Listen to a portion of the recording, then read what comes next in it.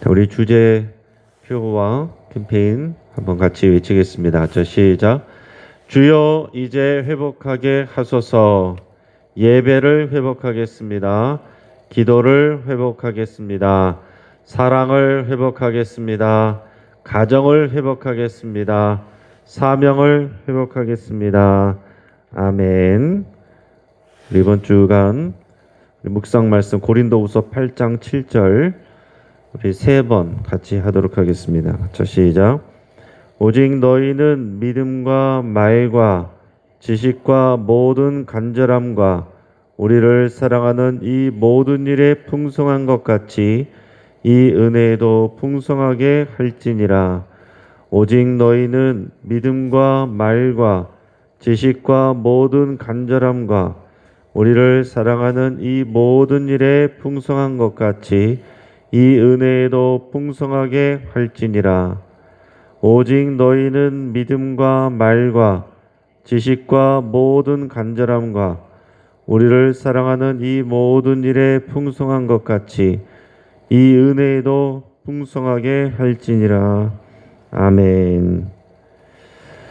하나님께서 오늘 우리에게 주시는 말씀 누가복음 21장 29절에서 38절까지의 말씀입니다. 자, 오늘 본문을 통해서 깨어있으라 라는 제목으로 말씀의 은혜를 같이 나누겠습니다. 2002년 월드컵 때 16강전에서 우리나라는 이탈리아와 붙게 됐습니다. 이 객관적인 실력으로는 우리나라가 이탈리아를 이겨낼 수가 없습니다. 이탈리아는 그 당시에 매우 공격적이고 거칠었습니다. 전반 18분에 이탈리아 비에리 선수가 헤딩골을 넣고서는 철저하게 수비 전략 축구를 했습니다. 정말 우리나라 선수들이 열심히 했지만은 참 어떻게 뚫기가 어려웠습니다. 그래서 경기가 거의 다 끝나갈 즈음에 이제 시청자들은 대부분 역시 우리나라는 여기까지인가 보다 하고 생각을 했습니다. 그런데 종료 2분을 남겨놓고 설기현 선수가 극적인 동점골을 넣습니다. 그리고 나서 경기 시작 117분에 우리가 아는 것처럼 안정환 선수가 헤딩골로 역전을 하는 감동적인 장면을 만들어냈습니다. 자, 이 장면은 지금도 2002년 월드컵 그 여러 장면 중에서 가장 인상적인 감동적인 장면으로 지금도 회자되고 있습니다. 자, 그런데 그때 어떤 사람은 이 설기현의 동점골이 터지기 전에 더 이상 가망이 없다 생각하고 TV를 끈 사람이 있습니다. 그리고 어떤 사람은 그 안정환의 역전골이 터지기 직전에 잠깐 화장실을 다녀오느라고 그 역사적인 장면을 놓친 사람이 있어요. 그 사람들은 지금도 그때를 생각하면은 너무나도 아쉬워합니다. 그 가장 기다렸던 역사적인 그 장면을 잠깐 사이에 보지 못했기 때문에 그렇습니다. 아예 처음부터 신경 쓰지 않은 사람들은 뭐 그러려니 하겠지만은 오히려 계속 집중해서 보다가야 잠깐 자리를 비웠거나 주의를 분산했거나 그런 틈에 역사적인 순간을 놓친 사람은 훨씬 더 억울하고 안타까울 것입니다. 그런 사람들이 이렇게 생각할 것입니다. 하필 그때에 내가 잠깐 나갔는데, 내가 잠깐 TV 돌렸는데 하필 그때에 그런 중요한 일이 일어나다니, 이런 생각을 한다는 거죠. 여러분, 그런데 예수님의 재림도 이와 같을 것입니다. 처음부터 믿지 않고 생각 없이 지내는 사람들이 있습니다. 그런 사람들은 갑작스럽게 일어난 현실이 된 그 예수님의 재림 앞에서 놀라고 당황하게 될 것입니다. 자, 그런데 어떤 사람은, 더 안타까운 사람은 어떤 사람이냐면은 계속 믿음 안에서 잘 지내다가 잠깐 주의를 돌린 사이에, 잠깐 믿음에서 돌아선 사이에 예수님이 오신다면 얼마나 억울하고 안타깝겠습니까? 그래서 예수님은 제자들에게 깨어있으라 라고 당부하고 계신 겁니다. 예수님은 앞에서 이 재림의 징조에 대해서 말씀을 하셨습니다. 그리고 오늘 본문에서는 재림의 때에 대해서, 그 시기에 대해서 말씀하고 계십니다. 오늘 본문의 29절에서 33절까지 말씀을 같이 읽도록 하겠습니다. 자, 시작. 이에 비유로 이르시되 무화과 나무와 모든 나무를 보라. 싹이 나면 너희가 보고 여름이 가까운 줄을 자연히 아나니 이와 같이 너희가 이런 일이 일어나는 것을 보거든 하나님의 나라가 가까이 온 줄을 알라. 내가 진실로 너에게 말하노니 이 세대가 지나가기 전에 모든 일이 다 이루어지리라. 천지는 없어지겠으나 내 말은 없어지지 아니하리라. 아멘. 자, 예수님은 제자들에게 이 무화과 나무와 모든 나무의 비유를 말씀하셨습니다.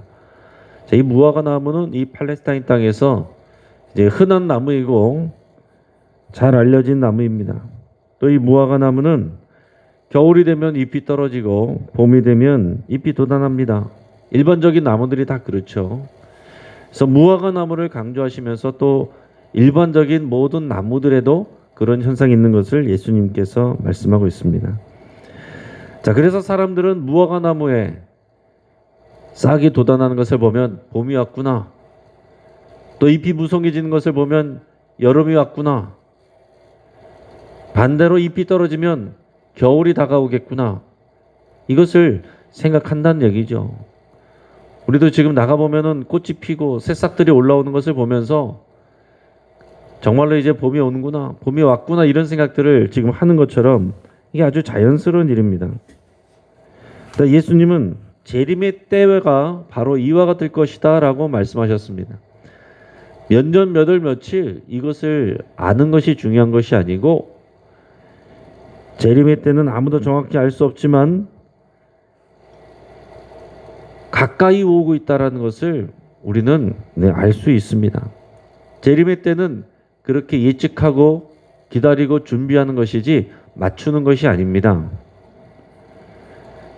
누구나 관심을 갖고 주의를 기울이고 있으면은 어느 정도는 예측할 수 있다라는 거예요. 예수님의 재림의 때가 가까웠다는 것을 우리는 바라보고 예측하고 또 소망하면서 살아야 됩니다. 자, 오늘 31절에 보면 예수님은 이처럼 재림의 때와 관련된 여러 징조들이 보인다면 예수님의 재림이 가까이 왔다는 것을 예측하라, 생각하라 라고 말씀을 하십니다. 자, 그 중에 하나가 이 무화과 나무는 이 이스라엘을 상징합니다. 근데 이 무화과 나무가 어제도 말씀드린 것처럼 이스라엘 상징하는데, 이스라엘이 성경에 보면 하나님께서 또 징계하시지만 다시 회복시키실 것을 강조하는 내용들이 많습니다. 그리고 역사적으로 그렇게 된 일들이 많고, 또 이방 나라로 흩어졌다가 내가 반드시 너희를 모으고 다시 부를 것이다, 회복시킬 것이다, 이런 내용들이 많이 나옵니다. 역사적으로도 그런 일이 있었고 또 그런 일들을 유대인들은 늘 기도하고 자기의 믿음으로 갖고 있었는데, 또 우리가 아는 것처럼 이 로마의 공격으로 해서 예루살렘 성전이 다 파괴되고 이스라엘 민족이 다 사라집니다. 흩어집니다. 자, 그런데 우리가 저번에 말씀드린 것처럼 1948년 5월 14일에 이 팔레스타인 땅에 이스라엘이라는 나라가 다시 생긴 것, 이거는 정말 놀라운 일입니다. 이것은 정말 기적이고, 이것은 우리가 하나님의 그런 사인으로, 이 무화과 나무에 싹이 피는 것으로 우리가 생각을 할 수 있다라는 얘기죠. 자, 예수님은 이런 징조들이 보일 때에 너희가 하나님의 나라가 가까이 온 줄을 알라고 하셨습니다. 그리고 예수님이 다시 오실 때에 하나님 나라가 오는 것입니다. 오늘 30절에도 보면 그런 표현이 있습니다.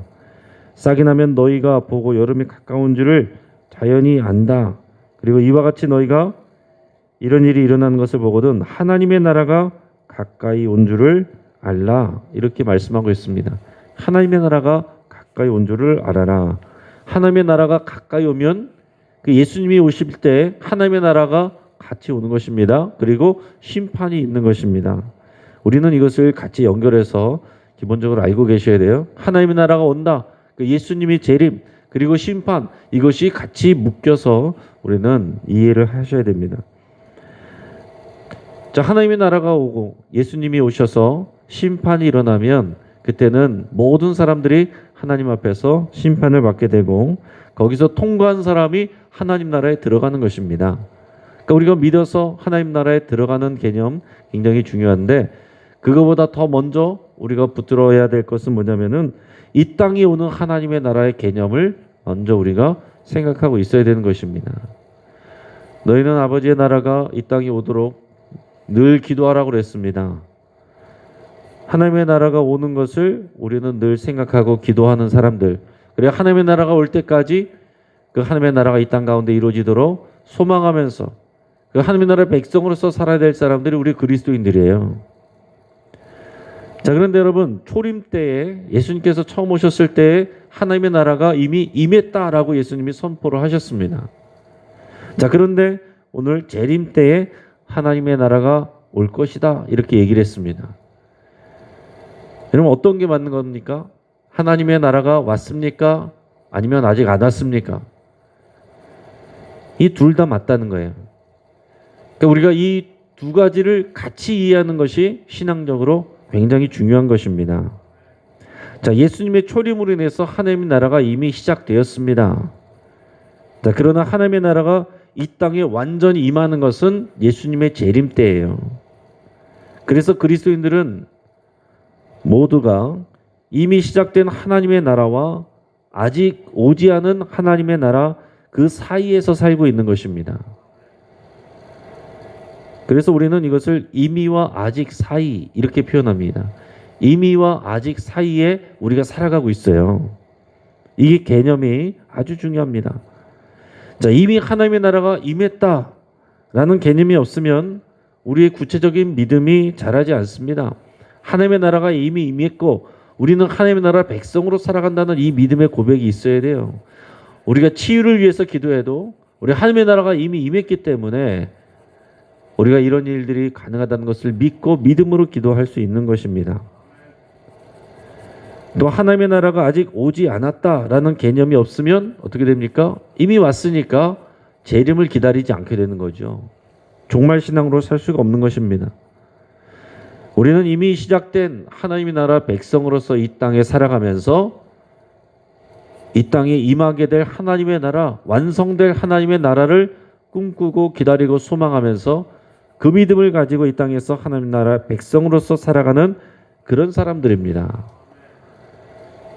여러분 마음대로 살다가 대충 살다가 우리는 믿음이 있으니까 죽어서 천국 가면 끝이다.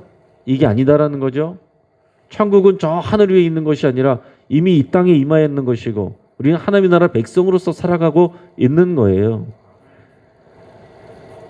우리 하나님의 나라 백성으로서 이미 살아가고 있을 때 주님의 약속의 때에 하나님의 나라가 임하면 그것에 대해서 우리가 평가를 받고 결산받고 칭찬을 받게 되는 것입니다. 이미 임한 하나님 나라와 아직 오지 않은 하나님의 나라 이 두 가지가 우리 믿음 안에서 온전하게 다 고백될 수 있기를 주의 이름으로 축복합니다. 그래서 이미와 아직 사이에 살고 있는 이 그리스도인들에게 예수님께서 이제 당부하고 계신 겁니다. 우리 34절에서 36절까지 읽겠습니다. 저 시작. 너희는 스스로 조심하라. 그렇지 않으면 방탕함과 술 취함과 생활의 염려로 마음이 둔하여지고 뜻밖의 그날이 덫과 같이 너에게 임하리라. 이날은 온 지구상에 거하는 모든 사람에게 임하리라.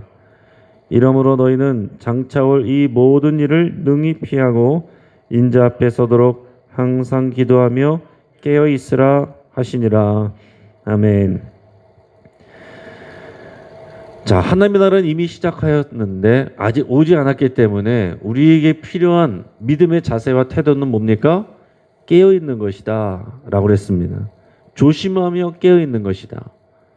이 두 가지를 예수님께서 당부하신 거예요. 자, 조심하라 그랬습니다. 우리는 항상 조심하고 우리 삶과 우리의 삶을 돌아봐야 되는데 뭐를 조심해야 되느냐? 우리의 삶이 방탕함과 술 취함과 그리고 생활의 염려로 인해서 마음이 둔해지는 것을 조심하라라고 얘기하고 있습니다. 그러니까 여러분, 우리가 하나님의 나라에 대해서 이것을 생각하지 아니하면, 잠깐 한눈 팔고 있으면 우리는 어떻게 됩니까? 방탕함과 술 취함에 빠지기 쉽습니다. 나 하고 싶은 대로, 내 마음대로 즐거운 것 쫓아다니면서 살아가는 그 삶으로 우리 시간들을 다 보낼 수 있다는 것입니다. 또 한편으로는 생활의 염려, 믿지 않는 사람들과 똑같은 염려들 하다가 주님 앞에 서게 될 수 있다는 얘기입니다. 우리가 생활의 염려가 없을 수가 없어요. 그러나 똑같이 믿음 없는 사람들과 똑같은 염려만 하고, 그리고 똑같이 즐거움을 쫓아 살고, 그러다 어느 날 갑자기 하나님 앞에 서게 되면 우리는 당황하게 된다는 것입니다. 그렇게 되지 않도록 너희가 조심하라 라고 말씀하시는 거예요. 그런 사람들에게는 어떻게 됩니까? 뜻밖의 그날이 덫과 같이 임하는, 그것으로 인해서 우리가 당황하게 된다라고 그랬습니다. 뜻밖이라고 그랬어요. 뜻밖에. 그러니까 하나님의 나라가 온다라고 약속했고 너희가 이것을 기다리고 소망하고 이것을 위해서 기도하라고 그랬는데 아무도 소망하지 않습니다. 그러다 예수님이 오시는 것이, 이 땅에 재림이 임하고 하나님의 나라 심판이 오는 것이 우리의 뜻이 아닌 거예요. 그걸 기대하지 않고 원하지 않고 구하지 않고 기도하지 않는 것입니다. 예수님이 오는 것이 뜻밖이라는 것입니다. 그리고 덫과 같이 생각하고 있다가 갑자기 덫에 팍 걸려서 깜짝 놀라는 것처럼, 생각도 안 했다가 주님의 재림이, 하나님의 나라가 이 땅 가운데 임할 때에 깜짝 놀라는 일, 그렇게 되는 사람들의 반응은 어떻게 된다는 것입니까? 그런 반응은 깨어있지 않은 것입니다. 조심하지 않고 살아간 것입니다. 믿음이 없는 사람들과 똑같이 방탕함과 술 취함과 생활의 염려에 짓눌려서 마음이 둔하여져 있는 그런 모습이다라는 것입니다. 예수님은 너희는 이것을 조심하라 라고 말씀하고 있어요. 여러분, 기도해야 또 된다고 말씀하고 있습니다. 두 번째는 기도하며 깨어있으라 그랬습니다. 깨어있으려면 기도해야 돼요. 기도하지 않으면 깨어있을 수가 없습니다. 또한 말씀을 우리 마음에 새겨야 됩니다. 말씀을 듣지 아니하면 우리가 깨어있을 수가 없습니다. 예수님은 이전에 경험해보지 못한 재난과 전쟁들이 발생할 것이다 라고 말씀하고 있습니다. 예수님은 또한 이런 모든 일들을 능히 피하도록, 그리고 부끄러움 없이 인자 앞에 설 수 있도록 너희가 주의하고 깨어서 기도하라 이렇게 말씀하고 있는 것입니다. 인자 앞에 선다, 그리스도 앞에 선다, 심판대 앞에 선다, 이 말씀이에요. 우리는 오늘 어제처럼 살아가고 또 내일을 오늘처럼 살아가는 그런 사람들이 아니라, 우리에게 남겨진 시간들을 이제 하나님 앞에 결산받을 날이 가까워오고 있는데 그 날들을 하루하루 기회를 받는 것입니다. 그냥 시간을 흘려보내면 안 되고 깨어서 기도해야 된다라고 그랬어요. 우리에게 오늘도 허락하여 주신 이 날들이 하나님 앞에서, 또 예수 그리스도 앞에 심판대 앞에서 설 때에 이것이 상급이 되고 칭찬이 될 수 있도록 오늘 우리가 또 기회를 받은 것입니다. 내일이 오늘처럼 당연히 올 거라고 생각하면 안 되는 것입니다. 여러분, 작년에 이 자리에 있던 분들이 오늘 안 계신 분들이 계십니다. 몇 달 전에 계셨던 분들이 안 계신 분들이 계시고, 며칠 전에 우리가 대화를 나눴던 분들이 안 계신 분들이 계세요. 당연히 내일이 온다라고 얘기할 수가 없고 내년이 있다라고 말할 수가 없는 것입니다. 다녀올게 하고 나가지만은 올 수 있다라는, 돌아올 수 있다라는 보장을 갖고 있는 사람이 아무도 없는 것입니다. 우리가 기도해야 깨어 있을 수 있습니다. 말씀을 정말로 믿음으로 받아야 깨어 있을 수 있습니다. 오늘 이 시간 새벽에 깨어서 여러분 기도하는 여러분들이 정말 복 있는 분들입니다. 새벽에 깨어서 기도하는 거 참 힘든 일입니다. 어려운 일이에요. 그러나 중요한 일입니다. 예수님이 오신다면 언제 오실까? 아마 바람 불고 비 오는 새벽에, 갑자기 오시지 않을까 그런 생각을 해봅니다. 정말 일어나기 어렵고 깨어있기 어려운 그 시간에 예수님이 불현듯 오실 수 있습니다. 여러분, 우리가 회복 캠페인을 하면서 예배를 회복하겠습니다, 기도를 회복하겠습니다, 사랑을 또 가정을 사명을 회복하겠습니다, 이렇게 기도하고 선포하고 있습니다.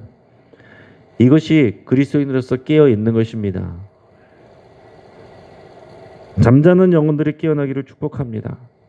여러분, 우리의 차가워진 마음이 하나님에 대한, 하나님 나라에 대한 소망과 열정으로 타오를 수 있기를 바랍니다. 사람들을 향한 냉랭해진 시선이 또 하나님의 사랑으로 가득해지기를 축복합니다. 예수님이 오셨을 때에 우리 가운데 한 사람도, 하필이면 그때 이 말을 한 사람이 한 사람도 없기를 바라고 축복합니다.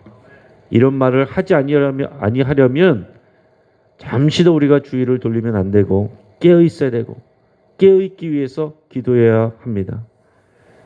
그리고 세상 일들 속에서 역사하시는 이 성령의 운행하심에 대해서 계속해서 주의를 기울여야 됩니다. 이것을 게을리하지 않는 저 여러분 되셔서 주님 앞에서 반드시 칭찬받고 더 많은 상급을 받는 우리가 될 수 있기를 주의 이름으로 축복합니다. 기도하겠습니다. 오늘의 말씀을 붙잡고 함께 기도하겠습니다. 우리가 깨어서 기도하는 삶이 되기를 여러분 결단하며 기도할 수 있기를 바랍니다. 또한 우리가 방탕함에 물들지 않고 생활의 염려로 마음이 둔하여지지 않기를 위해서 같이 기도하겠습니다. 우리가 즐거운 일을 쫓아갈 수도 있고 염려가 없을 수 없습니다. 그러나 그것으로 인해서 우리가 마음이 둔하여지지 않도록, 주님의 약속에 대해서 마음이 둔하여지지 않도록, 우리 마음에 세상의 염려와 하고 싶은 계획들로 가득해져서 주님의 말씀이 보여지지 않는 그런 둔함이 오지 않도록 여러분 깨어있기를 기도하겠습니다. 또 예배와 기도와 사랑과 가정과 사명이 회복되기를 간절히 여러분 정말로 회복되기를 기도하시고, 그것을 위해서 오늘 실천할 것이 생각나거든 그것을 반드시 실천하는 오늘이 될 수 있도록 그렇게 여러분 기도할 수 있길 바랍니다.